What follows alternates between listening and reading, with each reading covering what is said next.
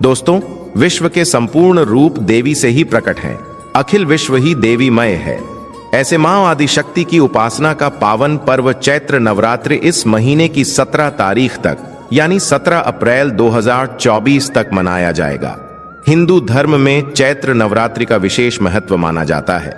ऐसा इसलिए क्योंकि इसी दिन से हिंदू नव वर्ष यानी कि नव संवत्सर की भी शुरुआत होती है।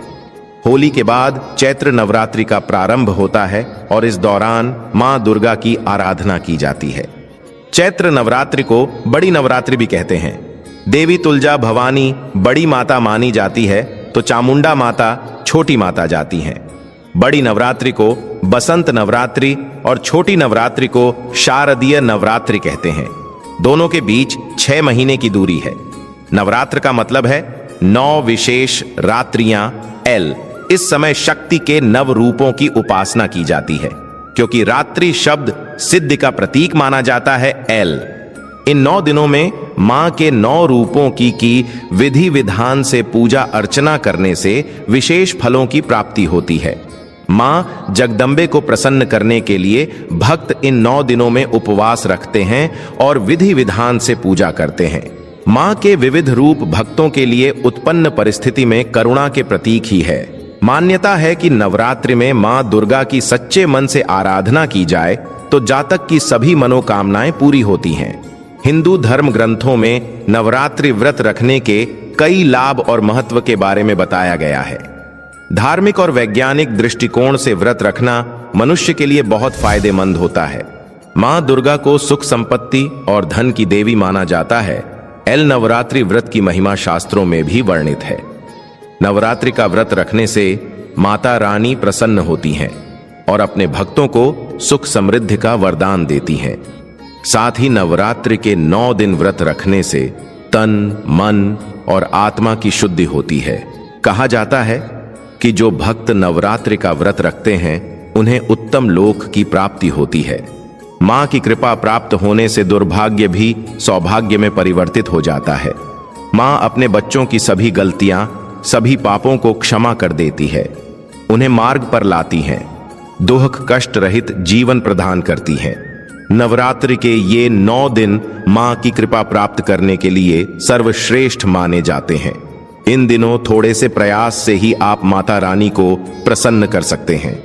आज के इस वीडियो में हम मां की कृपा प्राप्त करने का एक बहुत ही सरल और प्रभावशाली उपाय बताने वाले हैं। इस उपाय को करके आप अपने कष्ट मिटा सकते हैं, जीवन की बड़ी से बड़ी परेशानियां दूर कर सकते हैं, घर में सुख शांति और समृद्धि ला सकते हैं। इस उपाय से सदा सदा के लिए मां दुर्गा की कृपा आप पर बनी रहेगी। ये उपाय नवरात्रि के दौरान किसी भी दिन कर सकते हैं, लेकिन हो सके तो रोज 9 दिनों तक आप इस उपाय को श्रद्धा पूर्वक करें, क्योंकि ये 9 दिन मां की कृपा प्राप्त करने के लिए सर्वश्रेष्ठ माने जाते हैं। इन दिनों में विशेष लाभ मिल सकते हैं। आगे बढ़ने से पहले आपसे रिक्वेस्ट करते हैं कि वीडियो को लाइक जरूर करिएगा, दोस्तों को शेयर कर दीजिएगा और अगर आपने अभी तक चैनल को सब्सक्राइब नहीं किया है तो चैनल को सब्सक्राइब करके बेल आइकन जरूर दबाइएगा। दोस्तों, स्वच्छता पवित्रता का ख्याल तो हम हर मंगल समय पर करते ही हैं, लेकिन फिर भी ये उपाय करने के लिए स्नानादि कर स्वच्छ वस्त्र परिधान करें। अशुभ रंग के कपड़े ना पहने। नारंगी, लाल, गुलाबी, पीले, हरे ऐसे शुभ रंग के कपड़े पहनकर आप पूजा आराधना करें। मां के समक्ष लाल ऊनी आसन लगाकर बैठ जाए। देवी देवताओं को नमस्कार करें। कलश को नमस्कार करें। कलश के मुख में विष्णु जी, कंठ में रुद्र तथा मूल में ब्रह्मा का वास होता है और कलश के मध्य में दैवीय मातृ शक्तियां निवास करती हैं। उन्हें नमस्कार करके पूजन की शुरुआत करें। अगर आपने अखंड ज्योत नहीं जलाई है तो आप सबसे पहले कलश के सामने धूप दीप प्रज्वलित करें। कलश पर कुमकुम से तिलक करें, फूल चढ़ाएं और साथ ही देवी मां की भी पंचोपचार पूजा करें। उन्हें फल मिष्ठान का भोग लगाएं। अब आप एक थाली लेकर उसमें एक खाली दीपक रखें। इसमें बाती नहीं लगानी है। मिट्टी का, आटे का, धातु का कोई भी दीपक चलेगा।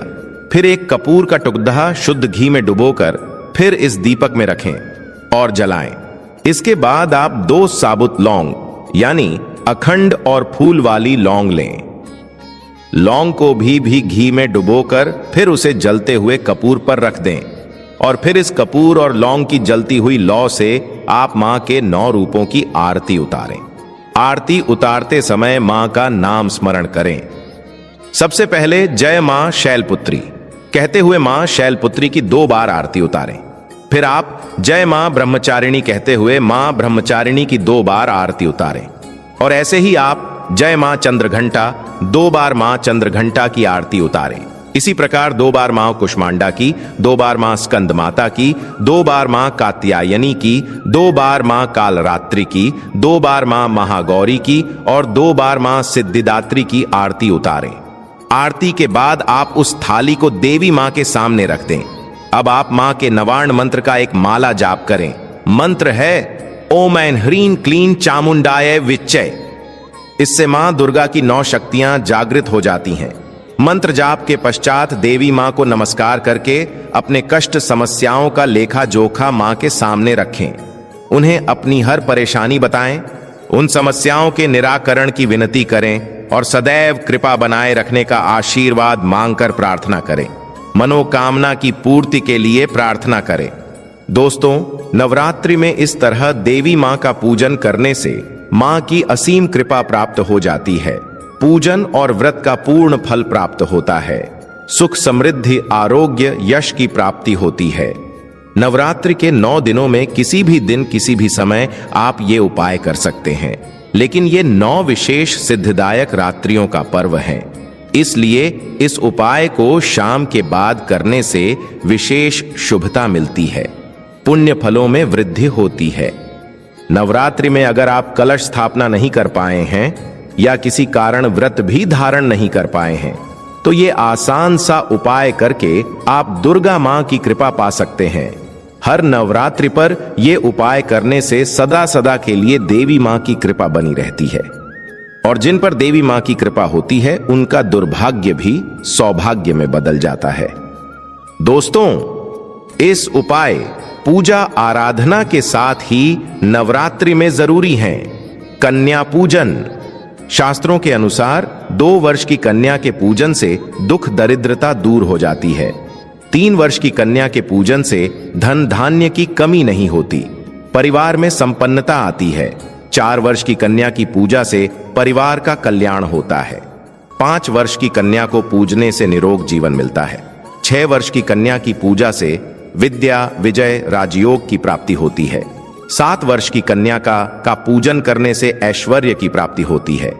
8 वर्ष की कन्या के पूजन करने से वाद विवाद में विजय प्राप्त होती है।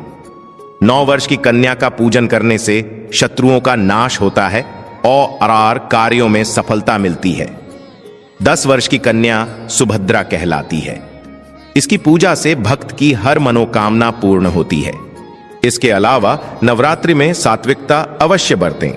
आप व्रत पूजा करें या ना करें, लेकिन मांस, मदिरा, लहसुन, प्याज इत्यादि से दूर रहें, क्लेश कलह से दूर रहें, ब्रह्मचर्य का पालन करें, बुरी आदतों को त्याग दें। साथ ही आप नवरात्रों में कन्या पूजन करें या ना करें, लेकिन आपको ऐसा संकल्प इन नवरात्रि में अवश्य लेना चाहिए कि आप समाज की कन्याओं और महिलाओं को हमेशा आदर भाव देंगे। शायद इस चैत्र नवरात्रि में माता को यही सबसे बड़ी भेंट हो सकती है। आज के लिए बस इतना ही। दोस्तों, अगर माता रानी को सच्चे हृदय से चाहते हैं तो कमेंट में जय माता दी अवश्य लिख दें।